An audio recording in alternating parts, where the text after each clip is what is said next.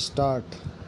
भारतीय संविधान मानवाधिकार की अवधारणा पर आधारित है, जिसे पूरी दुनिया में एक लचीले संविधान के रूप में देखा जाता है। भारतीय संविधान के लागू होने के पश्चात सार्वभौम घोषणा पत्र के अधिकांश अधिकारों को इसके दो भागों मौलिक अधिकार और राज्य के नीति निर्देशक तत्वों में शामिल किया गया है, जो मानव अधिकारों की सार्वभौम घोषणा के लगभग सभी पहलुओं को अपने आप में समेटे हुए है। भारतीय संविधान के अनुच्छेद 12 से 35 तक में मौलिक अधिकारों को शामिल किया गया है। इसमें समानता का अधिकार, स्वतंत्रता का अधिकार, शोषण के विरुद्ध अधिकार, धार्मिक स्वतंत्रता का अधिकार, शिक्षा एवं संस्कृति का अधिकार तथा संवैधानिक उपचारों का अधिकार शामिल है। जबकि संविधान के अनुच्छेद 36 से 51 तक राज्य के नीति निर्देशक तत्वों को शामिल किया गया है।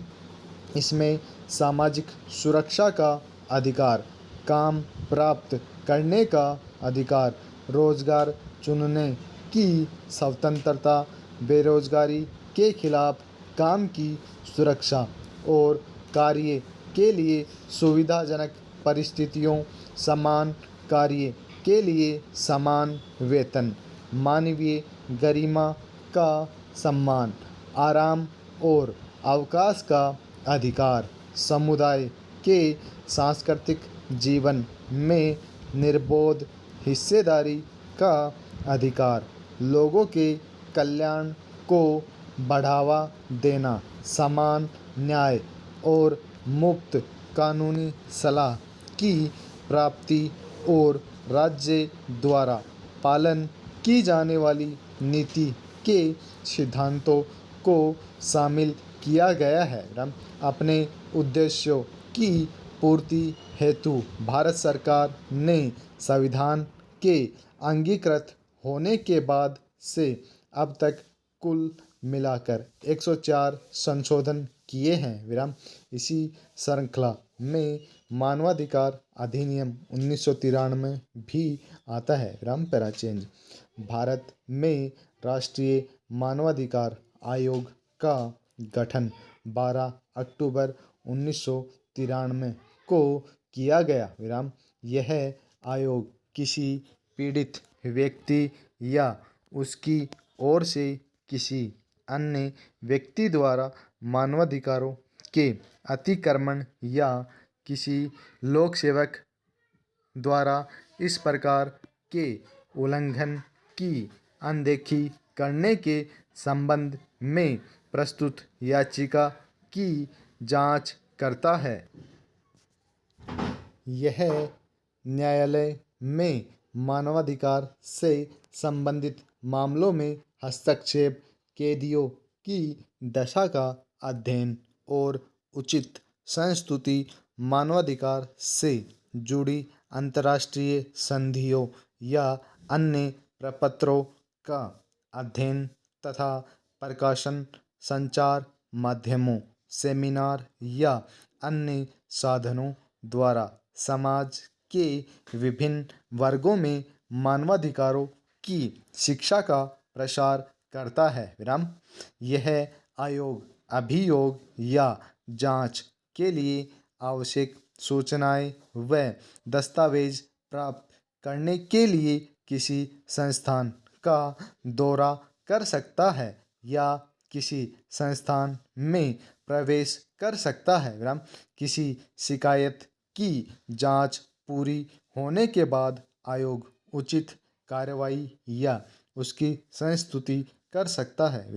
राष्ट्रीय मानवाधिकार आयोग के अतिरिक्त भारत के कई प्रांतों में मानवाधिकारों से संबंधित मामलों की सुनवाई के लिए राज्य मानवाधिकार आयोगों का भी गठन किया गया है। विराम प्राचीन पूरे विश्व में मानवाधिकार हेतु जागृति फैलाने के उद्देश्य से संयुक्त राष्ट्र महासभा ने वर्ष 1950 में 10 दिसंबर को मानवाधिकार दिवस घोषित किया। विराम इसका उद्देश्य दुनिया भर के लोगों का ध्यान मानवाधिकार की ओर आकर्षित करना था, ताकि प्रत्येक देश और समुदाय में सभी को एक समान दृष्टि से देखा जाए। विराम 20 दिसंबर 1993 को संयुक्त राष्ट्र ने मानवाधिकार मामलों की देखभाल के लिए एक आयुक्त की नियुक्ति की। विराम इसके अतिरिक्त मानवाधिकारों की रक्षा के लिए अनेक बहुत से तंत्र विकसित हो चुके हैं, जो बड़ी कुशलता के साथ अपना कार्य कर रहे हैं। किंतु आज भी मानवाधिकार की तस्वीर कुछ और है।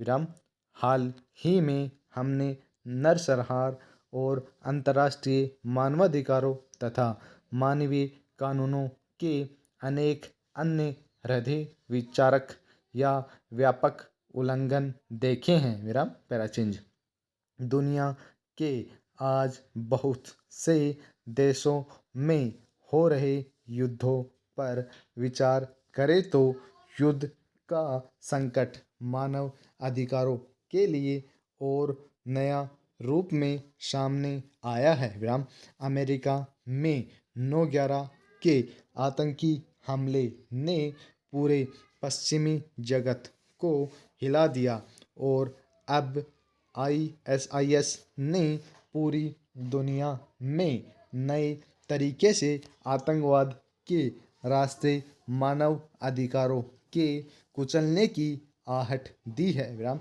इसके साथ ही साथ भूमंडलीकरण के इस दौर में मानवाधिकारों की रक्षा में खाई पैदा हो रही है। विराम इस खाई को तभी भरा जा सकता है जब अंतर्राष्ट्रीय कानूनों के माध्यम से कार्यकर्ताओं को नियमों के दायरे में लाया जा सके। सरकारें जो विदेश में मानवाधिकारों के हनन के लिए जिम्मेदार हैं, विश्व भर में सक्रिय निजी तत्व और अंतर्राष्ट्रीय संगठन सब पर नज़र रखनी होगी। विराम अब तक ऐसा संभव नहीं है, इसलिए मानवाधिकार हनन के शिकार लोग अपने अधिकारों के लिए अदालतों में नहीं जा सकते और कोई मुआवजा भी नहीं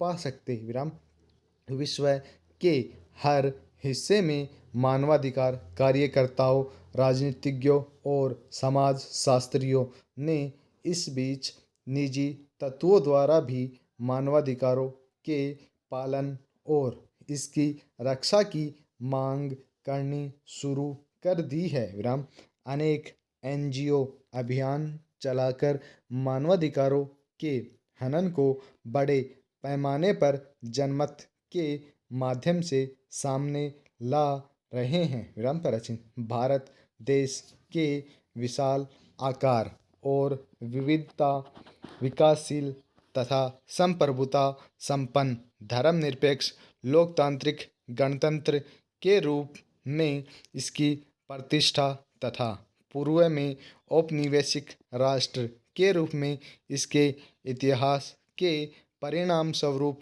भारत में मानवाधिकार की परिस्थिति एक प्रकार से जटिल हो गई है। भारतीय संविधान के अंतर्गत धर्म की स्वतंत्रता को मौलिक अधिकार के रूप में मान्यता दी गई है। विराम इन्हीं स्वतंत्रताओं का लाभ उठाते हुए आए दिन सांप्रदायिक दंगे होते रहते हैं। विराम इससे किसी एक धर्म के मौलिक अधिकारों का हनन नहीं होता, वरन उन सभी लोगों के मानवाधिकार प्रभावित होते हैं जो इस घटना के शिकार होते हैं तथा जिनका इस घटना से कोई संबंध नहीं होता, जैसे मासूम बच्चे, गरीब, पुरुष, महिलाएं, वृद्धजन इत्यादि। Full stop.